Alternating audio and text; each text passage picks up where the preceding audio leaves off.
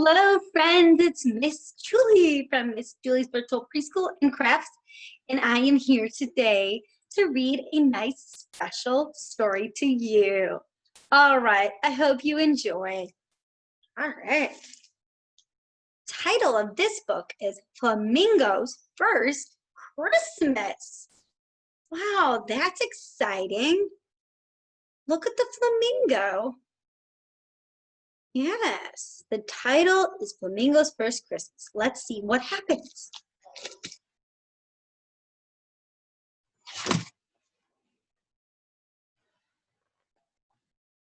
Okay.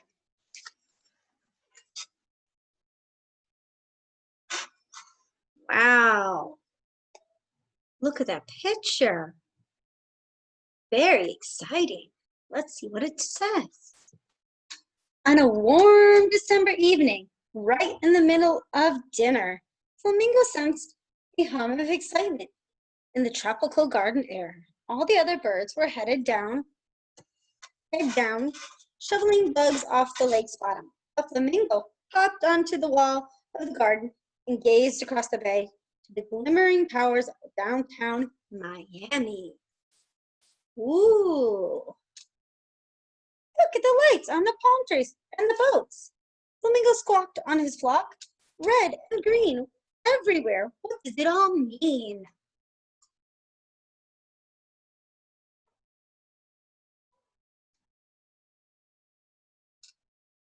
His mother shrugged his wings. It's not bird business, she said, and certainly not your business, his father added. Have another bug. The flamingo stumped the foot he was standing on and almost fell over. It looks big, he announced. I want to be a part of it.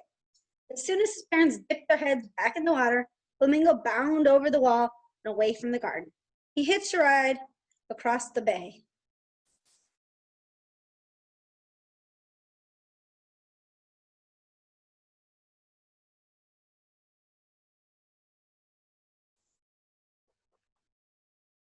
He walked by homes with white yards and lots of lights.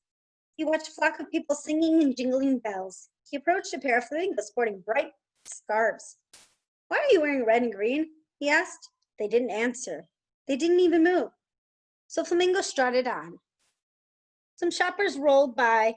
A man with a bell and a kettle plomped on Flamingo's toe.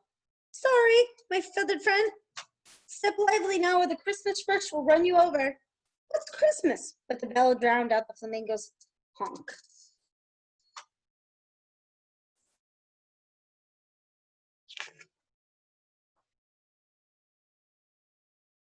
Wow, this is a very busy page. Look at all the excitement going on. What can you notice? Yeah, I see a little baby. I see a Christmas tree, presents. Oh, there's a peeking teddy bear out of that lady's bag. Do you see it?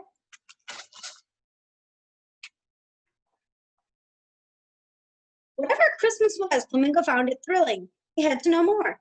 Flamingo marched over to a woman carrying such a high pile of packages. She seemed to have no head. Let me help, he trumpeted. He grasped the bag that's sliding off her arm. The woman jerked the bag back and dropped all the packages. She threw her arms up in the air. Flamingo's face pinkened as he scrambled to pick up the boxes. The instant the flamingo had finished, the woman scurried off. Maybe Christmas means being in a hurry, Flamingo muttered.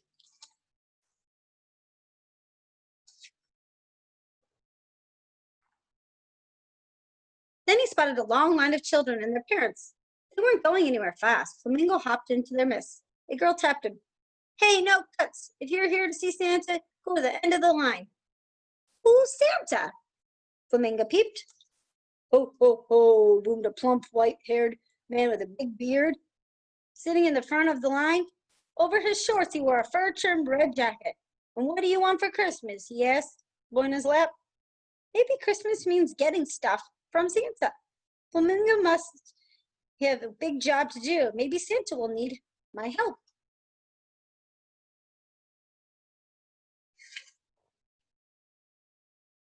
When it was his turn, Flamingo took a flying leap into Santa's lap. What do we have here? Ho, ho, ho. His beard tickled Flamingo's neck. I'm sorry, no time for petting birds right now. He gently set Flamingo down.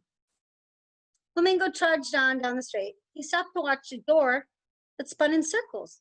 When a stylish woman entered, the flamingo followed, close behind her.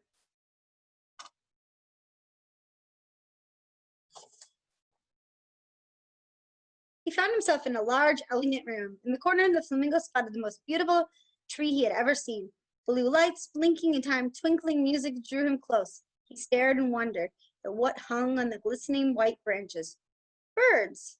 Flamingo counted 7 swans swimming, 6 geese laying, 4 calling birds, 3 French hens, 2 turtle doves, and a partridge in the pear tree. What are you doing here? He said to the swan. Can I help? The swan kept swimming in silence. No matter, Flamingo told himself, birds are part of Christmas. Maybe this tree needs one like me. So Flamingo hopped onto the empty branch. He puffed out his feathers and posed as still as a statue. For a second, what should I be doing? He thought. One flamingo fluttering, flocking, flapping.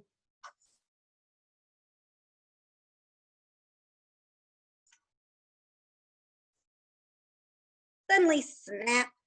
Flamingo fumbled to the plush carpet in a tangle of twinkling lights. No, a man in a black charged across the lobby. My tree, ruined! And couldn't flash any of my colors more than pink. He glared at Flamingo. Everything here is supposed to be perfect. He firmly escorted the bird out the spinning door. Flamingo sat and dazed on the sidewalk. Maybe Christmas is supposed to be perfect, he said with a sigh. Too bad I'm not.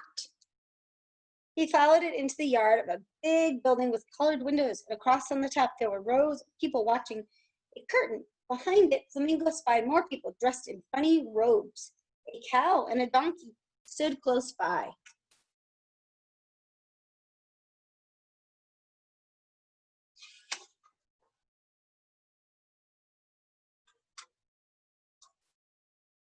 Flamingo edged towards the other animals. Can I join you? You?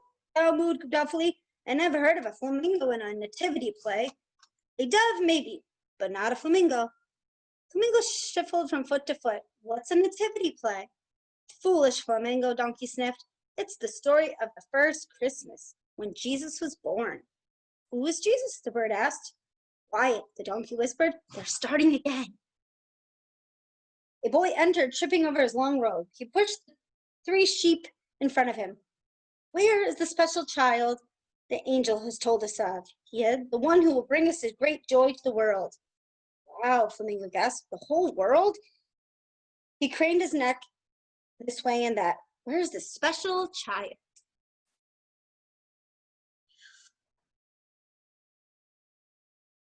A blue-robed woman smiled a mother's smile and nodded at the wooden box.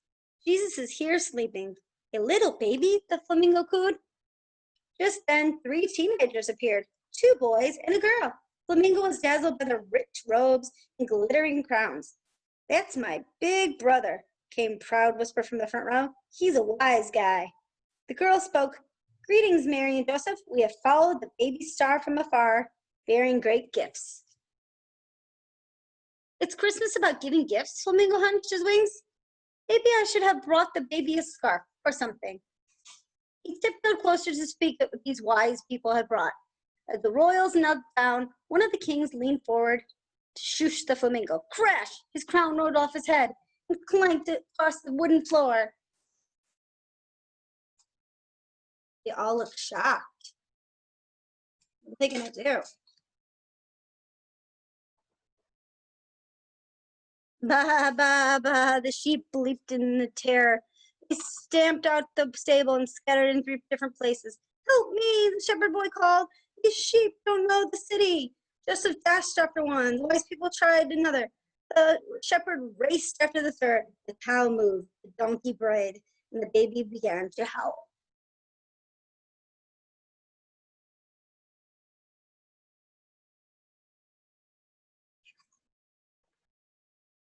Shush, said Mary, but the baby kept howling. Mary reached into her pocket and her face froze.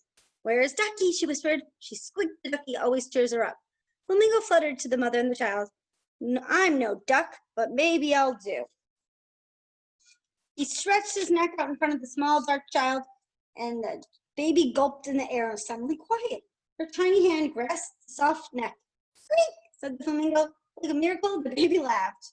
The cow and the donkey edged closer. Maybe we were wrong, the cow allowed. Donkey nodded. Maybe a flamingo is exactly what I need in our nativity play.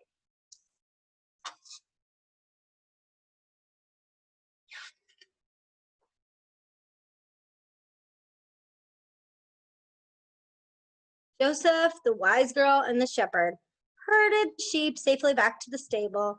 All of the company took their places and the audience sat once again in hushed silence. The wise people presented their gifts to the baby's beaming parents, and the shepherd played Silent Night on his flute. Only Flamingo saw the baby shiver, sprawling beside the box. He spread his pink wings over her like a blanket, and she snuggled against his soft feathers.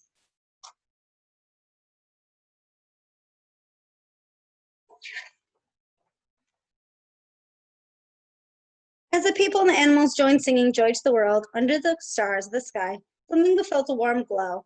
This must be Christmas, he whispered. Oh, that was a great story about Flamingo's First Christmas. Oh, I hope you enjoyed it. So if you want to add this story to your collection, you can click the link below, and then you can read this story with your family. All right?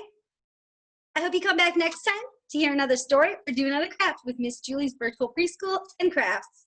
Bye.